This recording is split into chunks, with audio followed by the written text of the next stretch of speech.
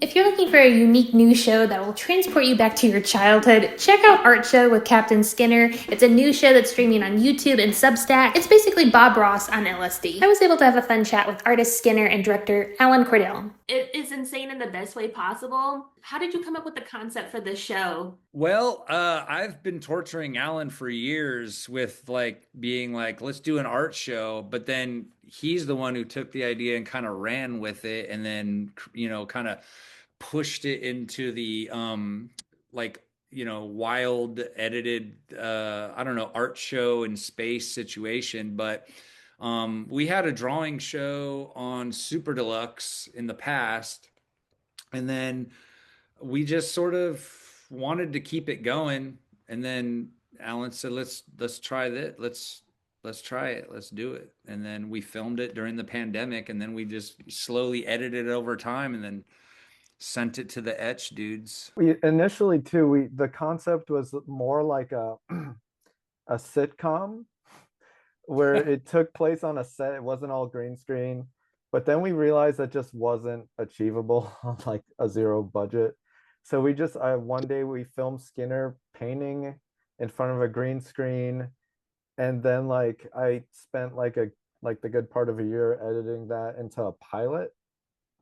Right. And based on that pilot, we were able to get 10 episodes funded. So That's amazing. Yeah. I really love how you like incorporated so many different elements into this.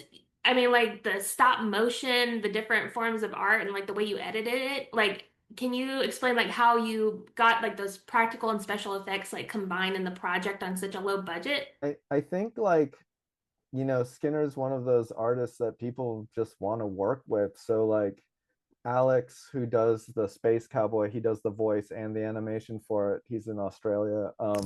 He's a fan of Skinner, and we were able to get him to. He was excited to work on it with us for what we could afford to pay him. But I think he just wanted to be a part of the project more than anything. And In the kind of punk DIY space is like you kind of just do stuff and make things happen, and like it's mostly, you realize that there's so many creative people in the world, right? And they're all kind of like, well, I want to do this thing. I'm really excited about this stuff. And they're all dreamers and creative people.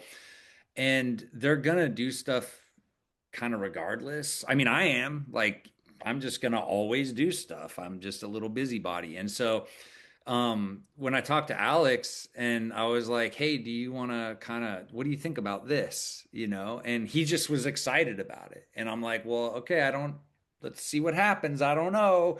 And then the dudes at Etch were like, "Let's make this. Let's go." Self-employed kind of freelancer, creative artist guy. You basically are picking and choosing jobs all the time. Like, I'll do this, I'll take that. Maybe I'll do this. This is cool. I'll do this for less. But then, like, later on, I could sell this part of it and I could do, it's like a constant negotiation. The people that we work with, a lot of times, what will happen is I'll ask them, could you be a part of this? Do this for us, and then I will do this other thing for you because I can do this thing. So I'm constantly negotiating with my friends, like, hey, I have this little project. I could pay you this much. I know that's not as much as you'd like, but in the future, I could give you this art and maybe you could use it for your thing, or I could do something. So definitely still punk. It's like I'll open up for your band this week if you open up for mine next week.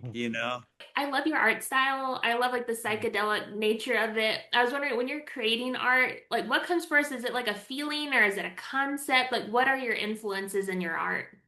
I mean, definitely like a reconnection to the excited feeling I get when I see some cool art that I love that I'm like, oh, that's awesome. It's very steeped in a childhood experience.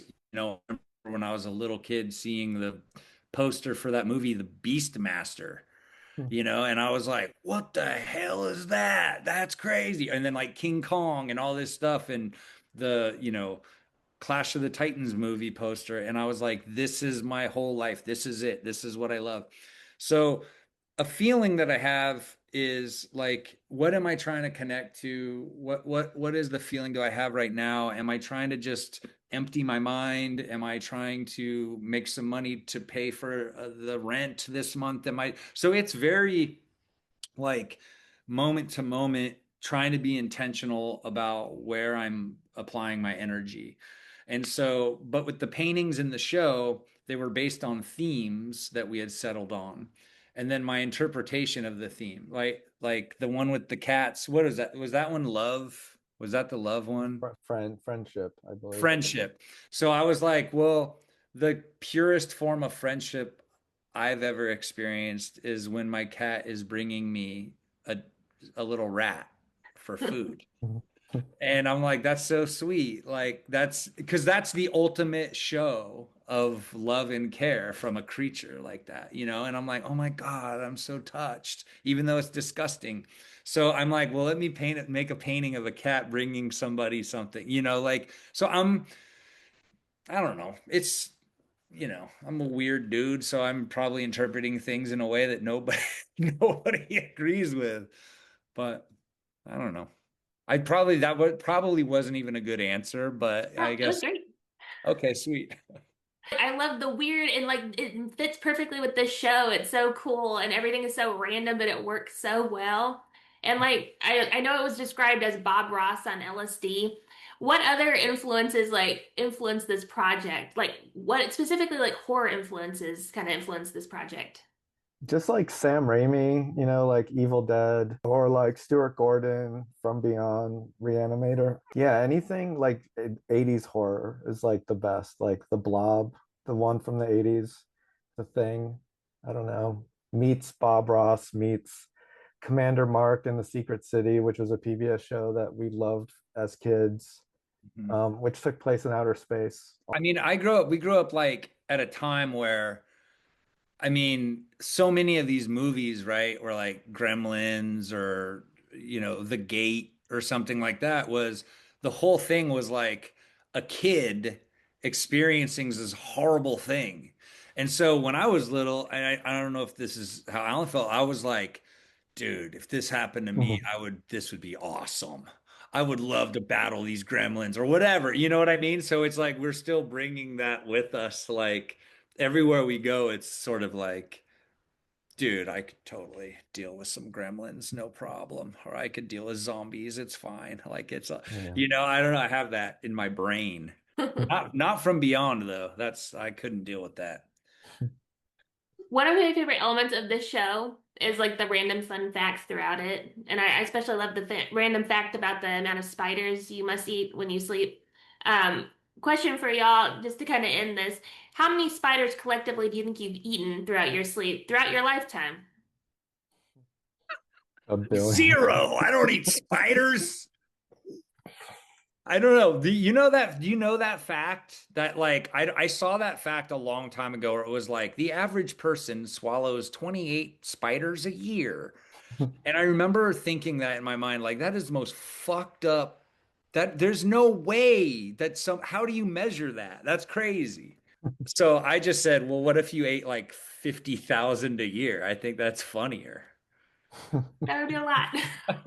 What about you, Alan? How many spiders have you eaten? You look like a spider eating son of a gun, dude. I'll tell you. It, it's all I eat. Just spider everything. Good protein, you know? Yeah. So much goo inside. Yuck. Well, I absolutely love the show and I cannot wait to see where it goes. Congratulations on this project. It's so much fun.